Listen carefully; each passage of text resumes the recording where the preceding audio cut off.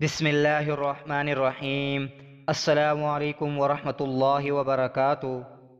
مسلم شریف میں حضرت عباس بن عبد المطلب رضی اللہ تعالیٰ عنہ سے روایت ہے کہ میں نے رسول اللہ صلی اللہ علیہ وسلم سے سنا ہے، آپ صلی اللہ علیہ وسلم فرماتے تھے کہ ایمان کا مزہ اس نے چکھا اور اس کی لذت اسے ملی جو اللہ تعالیٰ کو اپنا رب، اسلام کو اپنا دین اور محمد صلی اللہ علیہ وسلم کو اپنا رسول اور ہادی ماننے پر دل سے راضی ہو گیا۔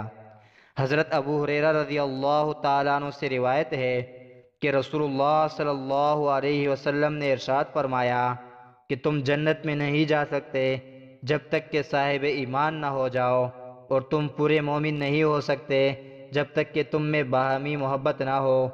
کیا میں تم کو ایسی بات نہ بتلا دوں کہ اگر اس پر عمل کرنے لگو تو تم میں باہمی محبت پیدا ہو جائے؟ وہ بات یہ ہے کہ تم اپنے درمیان سلام کا رواج پھیلاؤ اور اس کو عام کرو۔ رواہ مسلم۔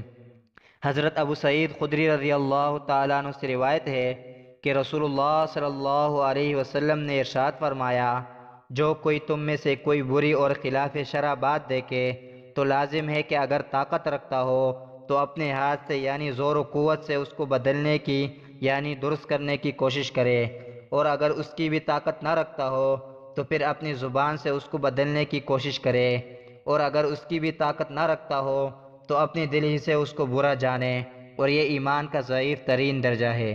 رواہ مسلم۔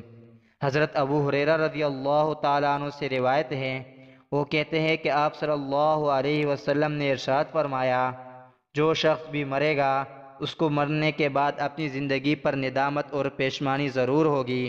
عرض کیا گیا کہ اللہ کے رسول، اس کو ندامت کیوں ہوگی اور اس کا کیا سبب ہوگا؟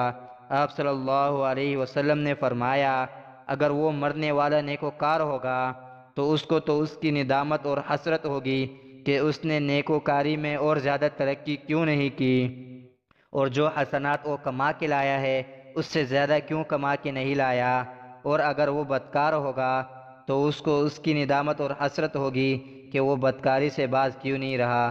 رواہ ترمذی۔ اللہ تعالی ہم سب کو ان باتوں پر عمل کرنے اور اپنی زندگی سنوارنے کی توفیق عطا فرمائے۔ آمین ثم آمین۔